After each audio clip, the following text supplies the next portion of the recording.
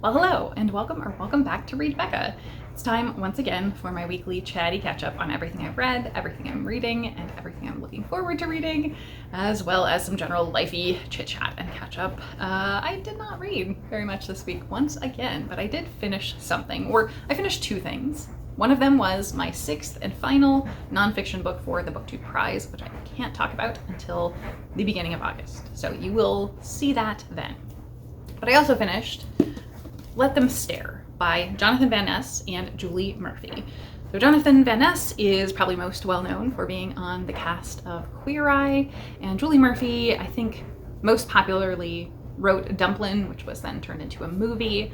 Very feel good, I think, YA for sure, and that is what this is. So this is YA contemporary fiction full of joy and queerness, which is something I really wanted to read. It just came out in June, in fact, and I had intended to read it then and didn't quite get to it. So I'm finally getting to it. Sully is non-binary and doesn't feel like they fit anywhere in this town, and is very fashion forward and stylish, and has received an internship in New York City with a stylist or fashion influencer. It's not really clear because immediately at the beginning, this job falls through, and they are unable to then go to New York and pursue their dream and are stuck in the small town that they hate. And this has followed on the heels of a goodbye party where Sully kind of yelled at everyone for misgendering them and just continually not being respectful of who they are as a person. So they're at a crossroads, certainly. And they seek some retail therapy at the secondhand store where they used to work and spy an item. A very, very special item, a vintage handbag that I know nothing about, but they definitely know that it's really, really special. And so, taking advantage, they take it home, buy it, and don't let in that it is actually this specialty item. Once they get it home, Sully discovers there's a ghost haunting this handbag, and it is a non-binary individual, or maybe gender fluid, probably is the most apt descriptor, from the 1950s who lived there in Hearst and has a past there. So this becomes a fun kind of romp, digging into the past of Hearst, Pennsylvania, and the discovery of this individual and their connection, because Rufus, the ghost, can't quite remember everything about their own past. And so the two of them are sort of working together to dig through historical records and property around the area, just uncovering things. And it's very much about a journey of finding yourself within a community that isn't 100% accepting of you.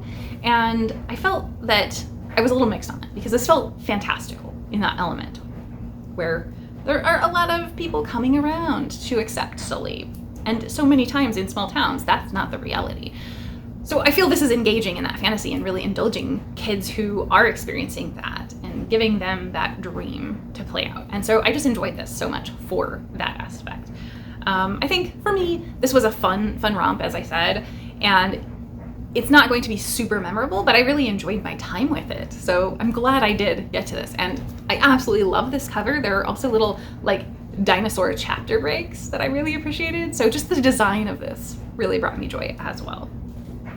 The other thing, or the other things that I have going on mainly has been Canticle for Leibowitz. I'm almost finished with this. I've been buddy reading this with Melinda from A Web of Stories. It's been really, really interesting. So we will be finishing this up in the next couple days.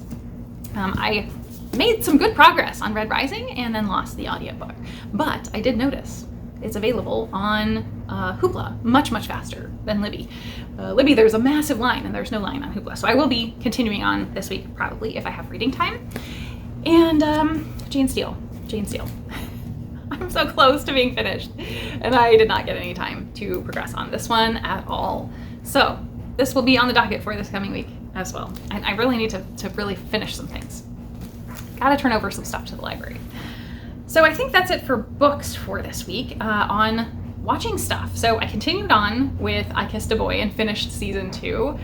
It was a great time. So I would say it continued from what I mentioned last week about season 1 being very sweet and heartwarming and not as drama-filled as most dating shows are. But the second season cast was just not quite as good and like wholesome as the first series cast was. So I enjoyed it, but not quite as much as season 1. And then there is I Kissed a Girl. Thank you very much for the tip on that one. I found that as well on my streaming service, so I will be starting that up next. But I also finished a series I mentioned before, Murder at the End of the World. This was so fun. It's a sci-fi, like a near future, so it's a very recognizable world, but slightly advanced, more technology. So near future, we're following this young woman who got into citizen sleuthing somewhat and is a hacker, and she became famous writing a book about uncovering this massive serial killer crime. And through that, now has opened some doors for herself and has been noticed by this wealthy tech billionaire who has pulled her into a very exclusive summit at a smart hotel isolated in the snow in Iceland. And so she and all of these random other people who are kind of much more noteworthy than she is, so she seems like an outlier, are all there, and they don't quite know why they're there. And surprise, surprise, it's an isolated closed circle mystery, so people start dying. So it is a great version of that really was compelling to watch and kept me going. I felt, though, that maybe it had a little too much going on, because you have that whole, like, engaging with true crime and her being a hacker. The sort of futurist elements that it's engaging with and talking about include climate change, as well as like technological advancements, things like AI and algorithms, how those affect our daily lives. And also the societal aspects of class and wealth are really pulled in. So that felt like a lot to be tackling, but that was kind of the only downside, is that, yeah, it was just too much. Needed to focus down a little bit for the type of show that this was, but I really, really enjoyed it as pure murder mystery. Like, it was really fun to watch. And this is like a single series run type show, so it's concluded and was very, very satisfying to me. Yeah, I really, really enjoyed it. I think the cast was mostly unknown to me, primarily, other than the big tech billionaire is Clive Owen, and Emma Corrin is the hacker who has been in a lot of things, not anything I've really seen her in, but she was in The Crown. I can't remember which princess she played, but she was in The Crown. So you probably know her, and I have not caught up to that season yet. So both good things. As far as my week, this week, it has been so ridiculously hot. It's unbearable. We've been under extreme heat warnings just continuously. I did make it out, though, and saw Romeo and Juliet. It is the Shakespeare Festival going on right now, and there are multiple shows going, but they decided to sort of branch it out. Normally they have one location at this central park in our city, and they've set up multiple different plays in different locations, one of them being the zoo. And this one was especially interesting because they partnered with someone or multiple people from The Lion King on Broadway to set this up. And so it is a puppet show, but not a traditional puppet show. It's like full body, like not costumes, but puppets, large setups for this. And it was so innovative and so cool. And in this case, we have Romeo and Juliet. Juliet obviously is a bear, and Romeo is like a groundhog type guy. And so it's, rather than two families, it's herbivores versus carnivores. And Romeo and our red panda guy, Mercutio, with masks on, go to the carnivore party and meet Juliet, and they decide they want to be best friends forever. But then there's some shenanigans, of course. It was so fun and did a great job of being innovative and mixing a very, very young child-appropriate story with things that were geared toward the adults and only adults would really pick up on. It was so fresh in terms of that presentation. It was incorporating things very specific to our zoo, because this was written for our location.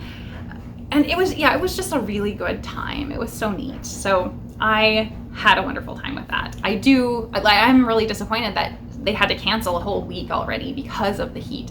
And even when I went, it was almost unbearable, and I felt so bad for the performers because we were just sitting there and roasting, even though we were in kind of a tree-covered area. The entire stage and everything was very shaded, and it's at night only, but it was still ridiculously hot. So I'm glad for the sake of their well-being that they did cancel, but I hope they will be able to turn this into something that maybe goes on tour and continues, because it was so cool. I also, while I was there, I got something really cool. They had the Stratford Zoo Midnight Review presents Romeo and Juliet, and they also had Hamlet, but I got the Romeo and Juliet one, obviously. And so this is a graphic novel of Romeo and Juliet where the zoo animals come out at night and put on plays. And so that sounds really neat. So I haven't had a chance to read it yet, because obviously I'm so behind on the stuff that I have been thinking I would be finished with by now and would have plenty of time to read, and I just have not. So I think that's it for me for now, but I have a couple of recommendations for you for this week. So number one was more broad and what's going on in the world related, is that David Baldacci, the famous author, like massive, you will see him at every library front and center, I think, in the bestsellers. He spoke before Congress regarding AI and the effects of AI on authors and publishing. And I think he did a really great job there in terms of talking through the broad impacts and also making it personal and telling his own story as well. And in a very, very brief and concise way. So I think he did a great job of presenting that. Do I think it will do anything? No, unfortunately. But it was great. So you should certainly watch that and signal boost that as much as you can, because I think it was very good. The other one, and I feel like I've been making a lot of channel recommendations rather than specific video recommendations recently, which is kind of an outlier, but something has shifted maybe with the algorithm where I'm finally seeing actual recommendations that are for channels I do really actually want to see, that are kind of smaller and underrated, that are doing the kind of thing that I like and I do, where, you know, they're sitting down and just talking to the camera about the books they read, and they read very widely and talk pretty coherently about the books that they like. So this is just a channel recommendation for a very teeny tiny new channel, 2 cats and a book. So you can immediately tell why I clicked on that. Obviously I love cats, and I can tell you that Gumbo is sitting straight across from me as I'm filming, and she has transitioned from a solid to a liquid, definitely. So I'll try and remember to get some footage after this. But 2 cats and a book is really the style that I described. Great content, very like friendly and personable presentation, I would say, very clear, and just sits down with the camera, which I have a preference for. I think recently, the last video I saw, there was discussion of a mystery book, a lit fic book, and a fantasy book. So really wide-ranging reader that I definitely would recommend checking out. So yeah, I think that is it for my week. And I'm really, really hoping next week is going to slow down a little bit. And yet I don't think it actually is going to. I think it's going to be very hectic. We have a certain large political deadline coming up August 1st that will probably impact my job pretty significantly in terms of the chaos level. So we will see. I don't know. It's all up in the air. So anyway, this was a pretty efficient video. I think we got through it quickly. So looking forward this coming week, I am hoping to actually have my June Hot or Not, because I have filmed that, I just haven't gotten around to editing it yet. And I also already have filmed all of the clips I just need to combine from my BookTube prize reading that will go up probably August 1st if I can get it edited together. So those are hopefully coming up this week. So with that, I will say I hope you have a wonderful week in reading and in life, and thank you so very much for watching.